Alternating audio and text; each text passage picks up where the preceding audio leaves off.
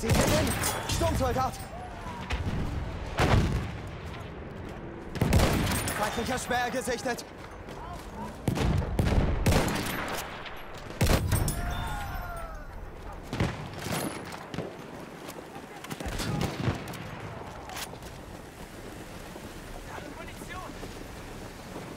Granate raus! We have lost objective bottom.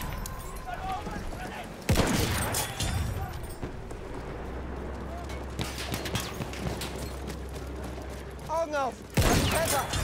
I am Batman. I mean, average sniper. What's up, guys? Average Sniper here, just bringing you a Battlefield 1 video about the new map, Nivelle Nights. It is out on console and PC now for Battlefield 1.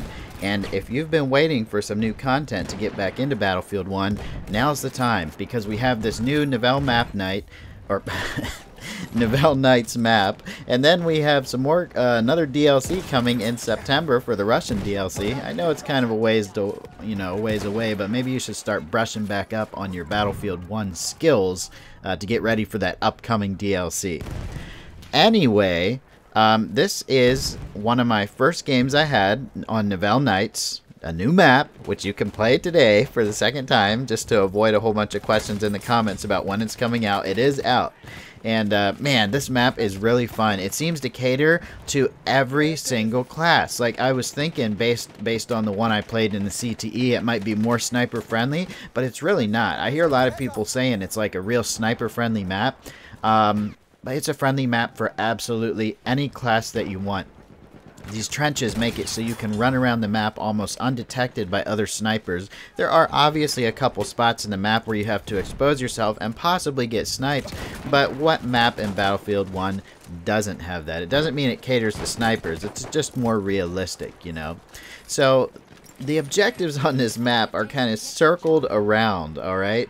And it's like you run from one objective to the other if you're capturing the objectives, and it's almost like the enemy's right behind you the whole time, just recapturing the objectives. That's the only flaw I see on this map right now, is just kind of the general design, which can easily be circumvented if players leave some people on their objectives for defense. All these clips right here are from the same map. I ended up getting 57 kills on like my second full match of this game, or of this new map, and it was just so awesome. The first match I played, I didn't really play the objective. I just kind of hung back to the edge of the map just to kind of observe how people were playing. And that's when I noticed that a whole bunch of attackers, very aggressive attackers, were going from objective to objective, getting massive points, getting up number 1, 2, and 3 on the leaderboard, but nobody would stick around to defend the objectives that they just captured. And while that happens on a lot of Battlefield 1 maps, I see it happening a lot on this map in particular. So this match, I ran around with my attackers, capturing objectives like crazy, until I realized I was falling into the exact same routine. And then I was like, you know what, I'm gonna kick back, I'm going to shoot some enemies, I'm going to defend some objectives, and then I started getting a lot more kills, and my score went up too, because a lot of the kills I got, I was actually on an objective defending it. If you're actually on an objective that you own, and you're sniping the enemy, or if you're killing the enemy from an objective that you own, you're going to get a much higher score, It's almost comparable to running around the map and capping objectives the whole time. So listen to this. The first match I play on this map, I join a squad, and as soon as I joined the squad, within like the first 2 minutes, the squad leader, went over voice chat, and he goes, I don't know if he was talking to me. I assume he was, because I had just joined the squad. He goes, if you're not gonna follow the squad orders, then get the fuck out of my squad, or I'll kick you from my squad, or some shit like that. I was like, man, fuck this guy. So I left the squad, and I stayed in the same server, and I ended up getting a way better score than their whole squad anyway. But I will give him a little bit of credit. Maybe he knew that on the first match I was just going to hang back and kind of observe a little bit. I dropped 49 kills while observing, but I really didn't help my team very much. I was just kind of watching the trends on the map, and I feel like I figured it out fast, because as soon as I got into this match, where I did play the objective, man, I just went ham. 57 kills, Russian 1895 sniper rifle. My former favorite sniper rifle. I don't know if it's still my favorite. I feel like the Gewehr M95 has been really great. But going back to this Russian 1895 sniper rifle with the 8x scope, no bayonet because that slows down your ADS times, that was just amazing. And I had such a good time with it. But there was also a point on this map where I picked up a shotgun. I ran out of sniper bullets. It's not in this match, it's in the one I had before this. On this one, I went all sniper the whole time. It was crazy. But in the match before this, I'm talking so fast, I'm like panting over. I'm so excited about this new map. Alright, sorry. In the match before this, I ran out of bullets, I picked up a shotgun, and I just went ham. I think I killed like 7 or 8 people before I died just on one objective. So this map works great. I see a lot of support guys, a lot of medics, and a lot of assault guys too. But I don't see as many snipers as I thought I would. I mean, they're definitely there. I got sniped quite a few times, but I see way more assault players and medics and support than I do snipers. So I don't think this map is as sniper friendly as a lot of people have been saying, especially when you're on the objectives. You know, I think I'm fairly decent at close range sniping, which is why I'm able to hold my own. But I think most people that don't snipe as much as me or as much as other players are going to have a hard time reacting and being accurate at this close range if you're playing the objective hard. So if you're more of a long range sniper, you might want to hang back, try to defend the objectives, and stop the enemy from running around behind and just capturing the objectives. I mean, you go to Duff and you capture it, and your whole squad or team runs to Edward, and while you're capping Edward, the enemy's behind you recapturing Duff. It just kind of goes ring around the rosy like that, and I don't like that. But you know, you can blame it on whatever you want. Map design, the trenches that allow you to flank really easy. But I actually blame it on the teammates, you know, that just wanting to get that super high score. Sometimes people think they're helping the team by getting first place or whatever, but I guarantee you, if all you're doing is running around capping objectives and then letting the enemy just recapture them right behind you, you're not helping your team as much as you think. It's good that you're capturing objectives, but you definitely need to defend those objectives too.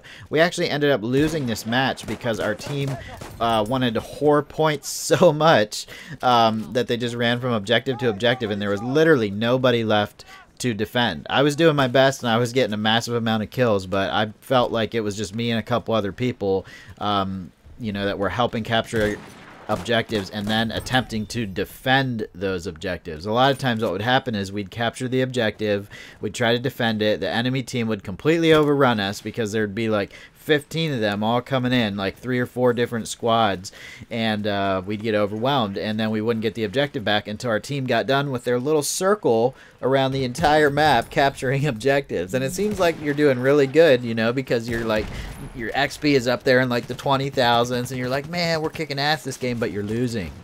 You're losing because you're not defending the objectives. So that is a big thing I noticed on this map, is it seems like nobody defends the objectives. Maybe that's just because it's brand new and people want to run around and explore. I don't know, but it was kind of annoying for me because I was trying so hard, you know, to help my team and help my squad, but they just wanted to keep running from objective to objective.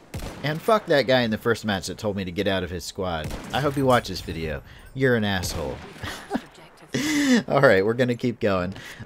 So I found a good spot, and I think it was at Duff looking towards Edward. So if you're sniping, check that out. I might not be remembering it right. Sorry about that if I'm not, but there was like a wall at Duff that you could practically head glitch behind, and if you aim toward Edward, there's like a big open expanse of no man's land. And no man's land is the part of the map that, just like it sounds, nobody wants to run through, because there's going to be snipers just waiting for people to make an attempt, you know, to run through there and then just snipe them out. For my sidearm, I'm using the Red Baron P08. I found I really like that. I like the accuracy on it. I feel like I never have to aim in. I feel like I can hip fire it all day long and just do fine with it. Man, that guy just got quick scoped. Oh, there's always somebody running through these trenches. If you're a good sniper and you're good at close range, you can really guard these trenches because people will try to run through them like crazy. And sometimes you'll end up getting, you know, collateral or maybe a triple collateral where you kill 3 guys with 1 bullet because they're all lined up behind each other, you know, going through the trenches. It's really cool. Use your flares a lot, guys, because when you have trenches, there's a lot of verticality to the map. So the enemies can be all around you, they can be above you, they can be below you. You know, you just got to be real careful with the way you proceed if you don't want to die, which I think you probably shouldn't want to die. Sorry, I got off track. I always do that. I just go off track. People ask me all the time. They're like, "Are you drunk when you're making these videos?" I actually don't even really drink. So no, I'm not drunk. It's just my personality. I'm an idiot. Thank you. All right, moving on.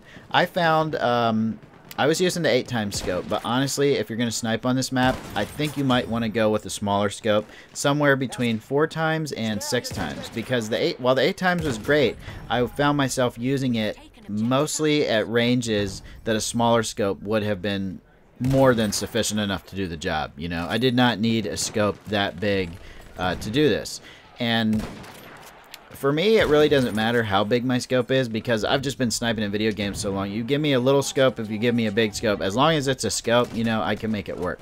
But I would say on this map, I'd probably prefer a 6x scope, unless I'm, you know, trying to shoot across the map the entire time. But that's obviously not what I'm going to be doing. Well, there you have it.